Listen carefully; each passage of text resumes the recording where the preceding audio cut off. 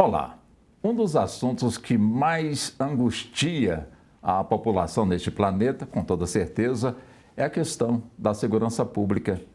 E não é diferente, evidentemente, aqui para nós, no nosso país. E fazendo o recorte também aqui para a nossa capital federal. Daí foi que buscamos a participação de um especialista em segurança pública para que possamos então conversar e entender um pouco mais sobre a dinâmica deste trabalho que, com toda certeza, luta muito no campo da prevenção para evitar que possamos ter essas tragédias que, infelizmente, a nossa sociedade está enfrentando. O nosso convidado, o especialista em segurança pública, Olavo Mendonça, que também é major da Polícia Militar aqui da nossa capital federal. Vamos cumprimentá-lo, muito obrigado ao senhor. Bom dia. E já vamos direto aqui ao ponto, major, aproveitando a participação do senhor, essa formação, acima de tudo, né, no item segurança pública. Então, eu pergunto ao senhor de forma já direta, o que é mais importante neste contexto da segurança pública? Aumentar o efetivo das polícias no Brasil ou investir de forma sistemática na educação do cidadão e também na educação das nossas crianças? Primeiramente, bom dia. Eu agradeço imensamente a oportunidade de estar aqui, no programa do Walter Lima, um programa excepcional. E agradecer essa oportunidade de poder estar compartilhando aqui esses momentos. Bom, primeiramente, essa pergunta é uma pergunta sensacional e claro que uma questão complexa, muitas vezes a gente não consegue ter uma resposta simples, né? Um problema complexo, ele precisa abordar várias questões não lineares, digamos assim, né? Multidisciplinares. Então, realmente, hoje, a questão da segurança pública, como, Walter, você bem citou, é uma situação muito grave, muito grave. Os índices de criminalidade do Brasil, realmente, eles são muito altos, mesmo em comparação de países com os mesmos indicadores socioeconômicos que o Brasil possui. E isso é uma questão que nos deixa muito preocupados. Nós iniciamos estudos a respeito disso desde o início da nossa carreira na Academia de Polícia Militar, onde eu, juntamente com o Major Aguiar, nós trabalhamos no Núcleo de Estudos da Prevenção do Crime, onde nós estudávamos de maneira científica e acadêmica como prevenir e tratar o crime de maneira mais técnica. Isso em 1999, né? Então, o senhor imagina, 99 e 2000, há quanto tempo nós lidamos com isso. Há um bom tempo. Então, nessa questão hoje, realmente as polícias militares, elas têm passado por um déficit de renovação de quadros muito grave. Então, nós podemos citar várias corporações do Brasil, onde os efetivos, eles começaram a ter uma diminuição nessa renovação de quadros, principalmente nos últimos 10, 15 anos. Essa diminuição dos quadros se reflete no desinteresse do cidadão, da cidadã ingressarem na carreira ou não? Não. Nós temos os concursos públicos para as forças policiais, principalmente para as polícias militares, que oferecem uma quantidade de vagas maiores, né? Onde nós temos uma procura muito grande, são muitos candidatos. Por isso que as polícias, no caso aqui da corporação aqui do DF, buscou inclusive aumentar o nível escolar para ingresso, né? Hoje é nível superior e tudo. Então, claro, na medida que você vai tendo umas exigências maiores no campo intelectual, a quantidade de pessoas, possíveis a se candidatarem a serem policiais, elas diminuem. Mas nós temos uma procura muito grande, são muitos candidatos por vaga. Mas o que acontece? Numa política que foi implementada nos últimos 10, 15 anos, em vários estados da federação, essa renovação ela foi diminuindo o seu volume, a sua frequência. Então, nós temos corporações hoje que o efetivo das polícias é fixado por lei. Então, nós temos polícias hoje no Brasil que tem 60%, 50% do efetivo fixado por lei. Isso é muito grave. Isso é muito grave. Então, o que aconteceu? As polícias, por questões próprias de cada estado, das políticas públicas de cada governo que os estados tinham, eles foram parando de fazer esses concursos na medida que os policiais foram saindo. Porque a polícia ela tem uma porta de entrada, que é o concurso público, com o seu custo de formação, e depois você tem uma saída, onde o policial, muitas vezes ele vai para outra carreira, ele faz um outro concurso, ele vem a falecer em serviço, ele fica doente, ele é aposentado, e principalmente a questão do término de serviço, né? Então, o policial que está entrando hoje na corporação, ele, no curso de formação, ele tem uma expectativa, caso ele não tenha um emprego anterior, ele vai ficar 30 anos trabalhando na polícia. Então, nós temos que planejar que daqui a 30 anos, essa turma que entrou com 2.000 policiais, 3.000 policiais, 3.000 policiais vão estar indo para a reserva remunerada ao mesmo tempo. Então, esse fluxo sempre foi cumprido. Mas, principalmente de um tempo para cá, né, através dessas questões ideológicas que que a segurança pública tem passado, foi se diminuindo esse fluxo de carreira nas polícias. Então, você tem mais policiais saindo do que policiais entrando. Então, o efetivo ele foi baixando. Então, hoje nós temos corporações no Brasil com menos de 50% do efetivo fixado por lei. Quer dizer, já é uma realidade que o senhor nos traz. Agora, como então resolver? Quer dizer, é um assunto que, evidentemente, não é a corporação que tem que resolver, como disse o senhor, está fixado em lei. Como então fazer com que haja, portanto, leis que, de alguma forma, equilibre realmente aí esse número de policiais nas corporações? Não, isso é muito interessante, porque o governo ele toma algumas atitudes, principalmente no seu espectro ideológico, mas também existem limitações, às vezes, financeiras. Então, o Estado brasileiro, a gente, como especialista em segurança pública, nós detectamos uma coisa simples de ser avaliado. O Estado brasileiro ele tem uma estrutura gigantesca, muitas vezes, não estou dizendo que tem estruturas desnecessárias, mas tem estruturas muitas vezes que estão hiperdimensionadas e a gente usa como base a própria questão do funcionamento do Estado de Direito. Então, isso foi detectado até por Platão no livro A República, há mais de 2.000 anos atrás. Então, a função do Estado principal é a defesa interna e externa. Ponto.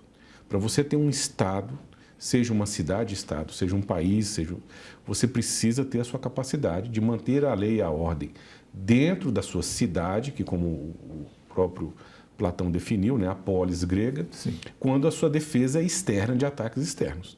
Então, seriam as forças de segurança interna, as polícias, para a defesa interna do país, e as forças armadas para a defesa externa.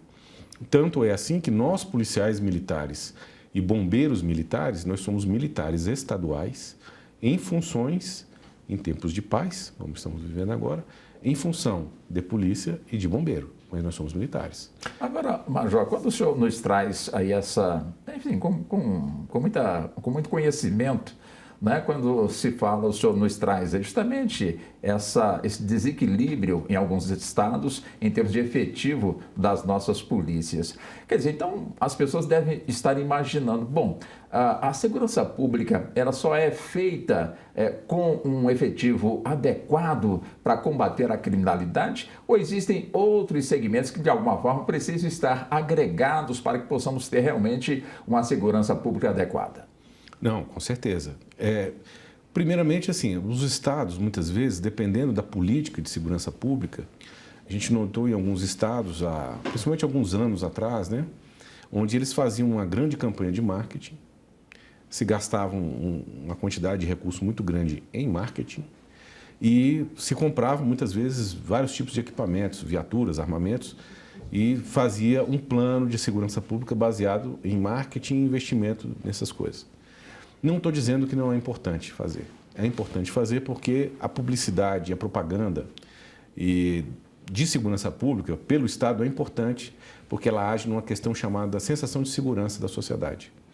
Então, muitas vezes a gente tem aquele paradoxo, né? A pessoa muitas vezes assiste um programa de televisão mais sensacionalista e a pessoa fica impressionada. Aparece um crime, né? Por exemplo, aparece um crime num outro estado, e a pessoa fica com medo e ela compra uma tranca nova aqui na casa dela, em Brasília, né? Sim. Então, a sensação de segurança pública, ela tem que ser trabalhada pelo Estado. Faz parte, é um fator importante. Mas o que a gente defende é justamente o equilíbrio disso. Porque uma viatura, é importante ter viaturas boas? Claro. É importante ter armamento de ponta? Claro. Mas a viatura e a arma, ela não prende ninguém. Sozinho. Não patrulha nada. Então, você precisa primeiro do policial. O policial tem que ser o centro da política de segurança pública. Seja agora, seja em qualquer momento né, que fosse tratar desse assunto. Então, o policial, ele é o centro dessa política e a gente explica, né, assim, para as pessoas, principalmente a gente que tem um canal com audiência muito bacana como o seu, Então, tem muita gente que não tem assim, né, muita noção de como funciona os aspectos mais técnicos da segurança pública. E é um tripé. É uma coisa muito simples, né, assim, da gente poder explicar para o público em geral. A polícia, para ela funcionar bem, ela precisa ter 3 fatores fundamentais. Quais são? Primeiramente, uma boa remuneração.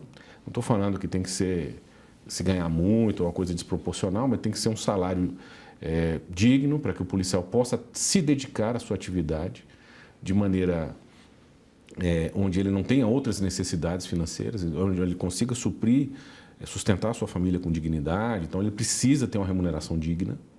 E aí vem aqueles casos, né, que a gente evita de citar aqui, mas em outros estados, em outros tempos, onde se investiu muito pesado em equipamentos e algumas coisas, e o policial tinha uma remuneração muito baixa.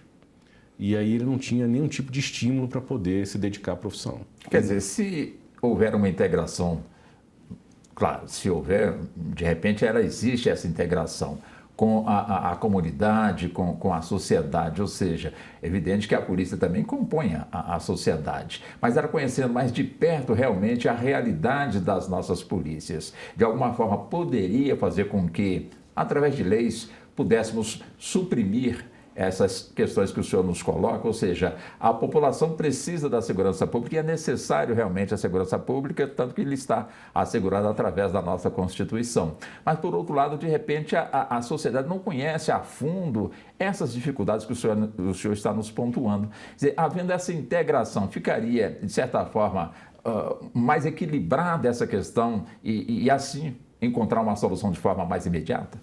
Não, com certeza. Não é um problema assim de solução impossível, né? Muitas vezes as pessoas olham para o quadro hoje altamente complexo que a gente tem na segurança pública do Brasil e as pessoas acham que isso é impossível de solucionar. Não, não é impossível de solucionar. Não estou dizendo que é fácil, mas também não é impossível. Então, se você tem um policial bem remunerado, se você tem um policial bem equipado e se você tem um policial bem treinado, esse tripé, esses 3 fatores, eles fazem com que a polícia, a corporação policial, imediatamente ela comece a se adequar às necessidades que a sociedade está passando para ela. Porque a polícia ela não é um órgão estanque da sociedade. Então, você tem órgãos do governo, por exemplo, que se você for lá agora, você não vai conseguir nem entrar no prédio, né? Você não entra, porque você tem que ter agendamento, essas coisas todas. A polícia não, a polícia e o Corpo de Bombeiros, por exemplo, são órgãos de preservação da vida e de auxílio à sociedade de maneira direta e sem custo. Então, o cidadão ele vai acionar um número gratuito de 3 dígitos, 190 para a polícia, 193 para o bombeiro, e dependendo da gravidade da situação e da avaliação do operador lá do centro de operações, vai despachar um recurso de emergência, né, para a porta da casa do cidadão. Então, hoje, o que nós precisamos, assim, o Brasil ele passou por uma grande reflexão em algumas áreas importantes da nossa sociedade, como foi, por exemplo, a educação.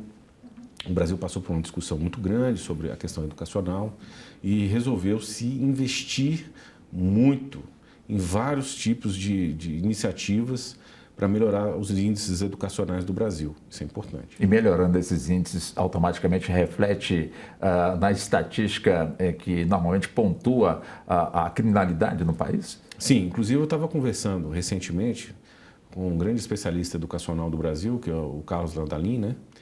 E conversando com o professor Landalim, a gente trocou uma experiência muito interessante da visão que ele tem sobre essa questão da prevenção primária por meio da educação. E nós também interagimos com ele nessa questão dos estudos.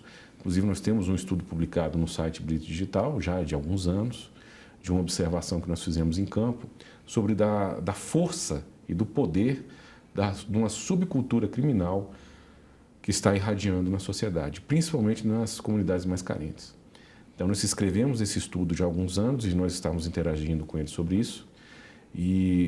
Então, como a gente estava comentando, né, são vários fatores interconectados, de alta complexidade, mas com um pouquinho de atenção e mapeando principalmente o que é o principal, porque é o acessório, se consegue aí, digamos assim, aperfeiçoar algumas políticas de segurança pública para que nós tenhamos resultados concretos. Porque é aquilo que a gente estava comentando, né? Como é que a gente mede um resultado concreto disso? São as reduções de índices criminais.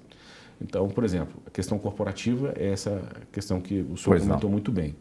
Outra questão importante também, o senhor comentou sobre como que a sociedade pode nos ajudar nessa questão.